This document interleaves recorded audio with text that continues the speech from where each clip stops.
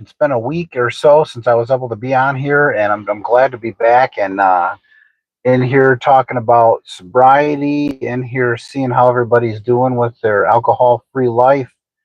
I had a lot going on. Summer's gotten busy this past week or two. A lot going on. I had some issues. I had some yard work stuff I had to work on. Some doctor's appointments. Just this and that.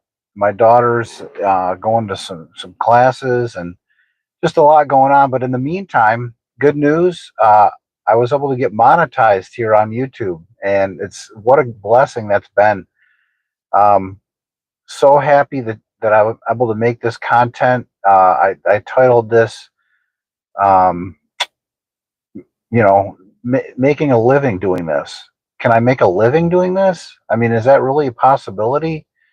And it's more than just talking about it. It's actually having a community where we can kind of all come and talk about our journeys, our lives, our sobriety, our need and our desire to live a life that's alcohol free. And it's not easy. It's not, especially if you were a drinker like I was, and just a binge drinker, and took it to the next level, and then just ended up crossing over into addiction to the point where it was like I couldn't stop, and I didn't want to stop. I just wanted to keep on going with it. It was like this is just my life. This is what I want. And I titled that video the other day, last week, about I wanted alcohol. I didn't want life, and that's just how it went. That's what it was like. But God gets all the glory for what's happening here. I got into this because I felt there was a calling for me here. I felt for whatever reason that this was the way that I could reach the amount of people that I really wanted to reach. I didn't necessarily get in it to make money. I got into it to help people. And now that I'm here, I mean, it's not like I'm making like life altering amounts of money, even right off the bat. I think you don't get paid for like a month or two. And even that, it's not going to be a ton of money. I think there's like, I think it's only like 3 to 20 cents or something like that per thousand views. And then, it's complicated. I'm doing all this on my phone. I don't have a laptop yet. I think I may have to get one. So far it's been working out just fine on the phone, and I'm glad that I can do that. And obviously I'm in my car. I don't have a studio set up for it yet, but I mean, we'll see where it goes.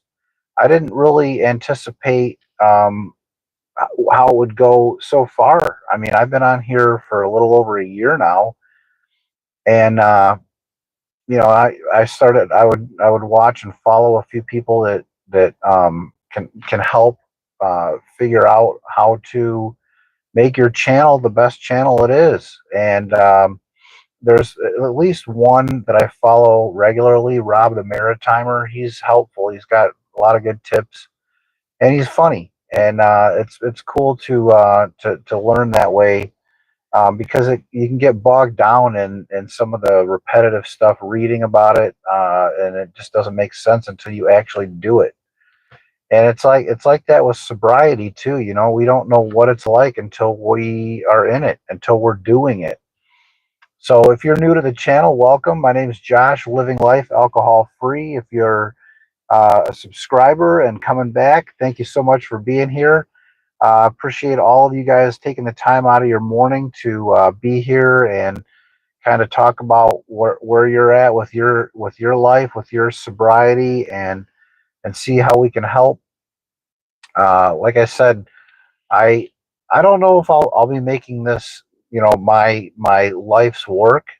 If that's a possibility, that's great. Before I started this channel, I didn't even feel comfortable making videos. I didn't even feel comfortable like getting my picture taken or being on camera. It took me several months of practicing that to feel comfortable about it, then let alone actually talking about my my life, like talking about my struggles with alcohol, talking about um, just how much I leaned on alcohol to cope with life, and talking about that can be kind of, stressful. You don't know how much to share, how much you need to share, and just kind of, going from not talking about it to anybody to talking about it with the world can be a little bit overwhelming.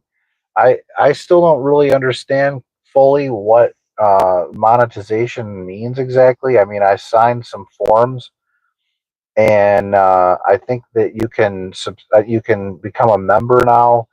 There's certain things. I think I picked, like, you can, for 199. There's a membership, and you get kind of exclusive replies to comments. You get like badges. You get different things, and then for 299, there's like members only live streams.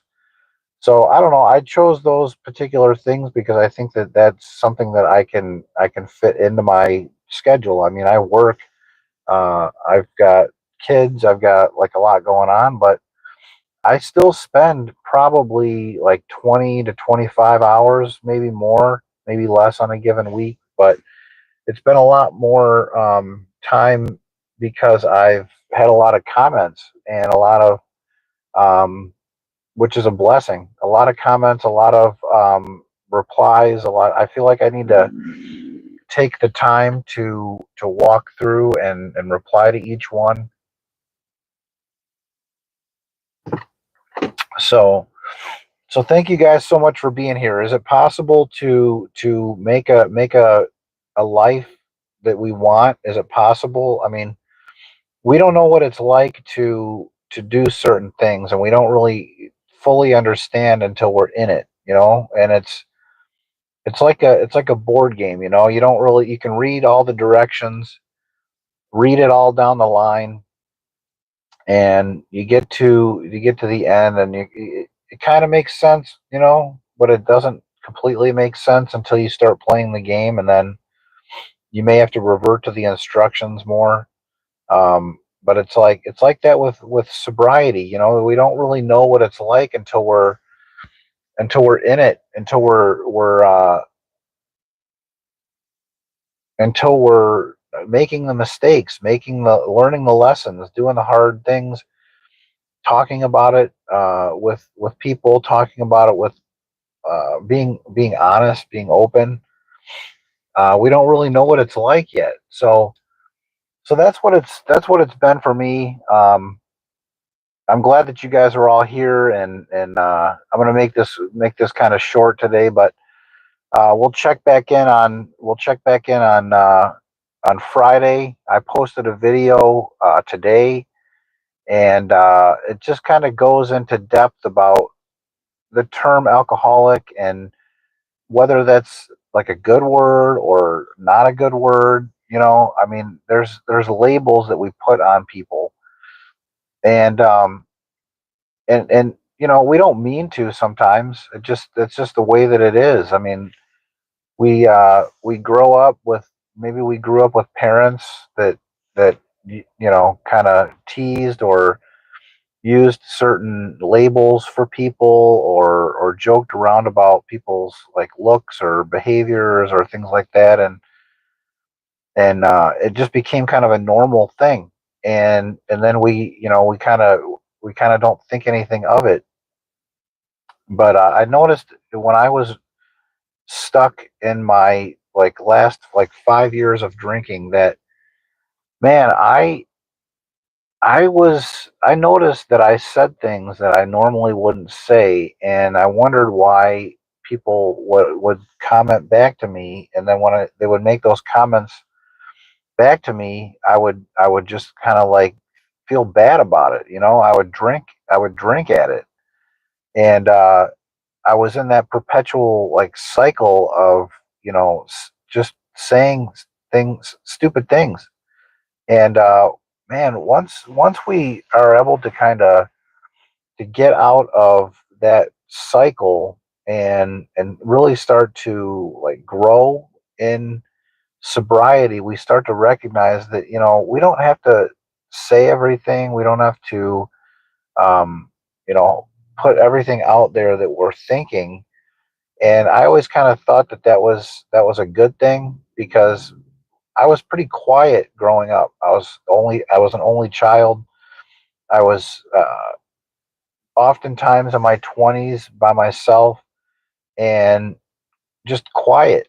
And then there was some somewhere along the line, I felt like I was able to kind of start to say what was on my mind. But in doing that, I would say things that, I would take it too far. And that's typically the way it goes in drinking too. We take things to the extreme. It's never just like moderation. It's just like you go from A to Z, and that's just the way that it is, and that's the way that it's always going to be. And no one's going to change that. No one's going to change me. And I just got tired of that. I got tired of deciding that, I got tired of decide like being stuck in that. Like I don't want to be like that anymore. And um, it took a conscious effort for me to say like I'm going to have to make some changes, and it's not going to be easy. And I know that, but it has to be done. I have to rip the band-aid off and make this change, because if I don't, I'm going to end up regretting it. And I quit drinking when I was 42 years old. And that's really, I think I just got to the end of my rope with alcohol. I certainly got to the end of my rope with how I was acting when I was drinking alcohol, but it was further than that. There were deeper issues that I needed to work on, and um, quitting the drinking was the reason why I was able to grow. I mean, if I didn't quit drinking, none of the things that I was trying was working, and it really took not drinking and working on those other things to make it work again. So when I quit, I felt like I was back to where I was a teenager again. I felt like I was, like 15 again, starting over from that point, learning the things that I didn't learn when I was that age that I needed to learn, that I didn't have the right role models in my life. And then now, I mean, I don't need role models. Now I'm an adult. I make my own choices, but I do need good influences, and I need people in my life that I can trust. And that's what I did. I leaned on those people. And I had a sobriety group, and that really helped me get through. That's why I formed my sobriety group on Facebook. It's a private group. It's just so we can go from here to there. If we're not feeling like we want to share on here, we can put stuff on there, and it's private. It's not a public forum. So having that anonymity at the beginning was really critical, because I didn't really feel comfortable, and I don't think a lot of us feel comfortable sharing our struggles with alcohol for whatever reason. It's pride or shame, guilt, or whatever. But those things hold us back, and it takes time, and it takes um, work, but it also takes having a group of people that understand what you're going through. We don't have people in our lives that really can relate, because most people aren't don't have a problem with alcohol, despite what it seems like when we're stuck in it. We're surrounded by people that are drinking all the time, so it seems like it's a normal thing. We see ads all over the place. We see at the store, like it's all about alcohol, and it just seems like everybody drinks a lot, and that's, but once we get away from alcohol for a little bit of time, we can kind of see that it's not as like prevalent as it might seem, and most people don't really have an issue with alcohol. And so if we're talking about it openly, we can feel like we're judged. We can feel like we're being looked down on. If we're not drinking, it must be because we have a problem with it, and there's a stigma there, and that's fine. I mean, that's just the world that we live in. It took time for me to accept that. I didn't accept that um, for a while. I would say it took me a good few years to get to the point where I started to recognize that I need to work on this. I need to try to figure out how I can stop ruminating about the things that people are saying, stop uh, worrying about what's going on in the world, and just my how I'm not satisfied with the way society is. I think a lot of us can feel that way, but to get to the so we just fall in line. We just fall, you know, we all kind of just follow the patterns of this world, and that's one thing that growing in my faith has kind of taught me is that I can stand alone on my own 2 feet and not have to follow those currents of convenience. You know what I mean? Like what everybody else is doing, just so I feel normal, because not necessarily what everybody's doing is the right thing. You know what I mean? Just because they're doing it doesn't mean it's the right thing to do. And that goes along with alcohol. And that reminds me of a few years ago when it was we were I think it was like 2021 actually. It's been a while, but when we had like a COVID trick or treat, and we had all of the tables set up at the end of the driveways, so we weren't going up to doors. And I was newly sober, pretty new. I mean, it was my first like year and a half of being alcohol free. And I remember getting about halfway around the block and hearing some parents talk about, "Hey, down the road, so and so's got Jello shots, but be aware, they are strong." And I was thinking, "Oh boy, here we go. This is a test. This is going to be a test. Like, what if they ask me if I want one? What if I say no and what they say something that makes me uncomfortable? What if this? What if that?" The what if game, the games we play as kids. What if this happens? Oh my god! But we got there, and I mean, a couple things came true. Actually, they're like, "Do you need it? Do you want a shot?" And it's like, "Oh no, thanks, I'm good." And the guy said, "Well, you don't look good. You look like you need a shot." And I was like, I didn't know how to respond to that, and I could have just said that. I don't know how to respond to that, and they kind of laughed at it, but I didn't respond. I just kept on walking. I was like, "No, I'm good, but thanks, bye, see you later, whatever." And I got back to my house, and I thought, man, this is a family. This is a wife and a husband that have a couple young kids, and they're pushing alcohol, and that's a normal thing. I mean, there was like margarita time during. I remember during COVID, they were having like margaritas outside. Uh, One would sit on one deck and the other on their other deck, and they'd be social distancing, and they just kept on drinking, even though they couldn't like hang out right there together, or they could, but everybody was kind of fearful. But it was like it just we wanted to continue on, and I think a lot of people picked up drinking during COVID. What about you guys? Did you guys find that COVID you drank more, or did you pick up drinking while we were stuck at home? Because I think a lot of people picked up drinking as kind of a way to cope with this way of life, not socializing, being stuck at home, and that's really when I started to recognize I don't want to drink anymore. Like I'm watching the bottles and cans accumulate in my garage, and I'm thinking, man, this is going into my body, and I feel terrible. And I'm throwing these bags out into the regular recycling because all the recycling places are closed. And I don't even care about the money anymore at this point. I don't care about much. I just care about drinking, and that's all that really mattered.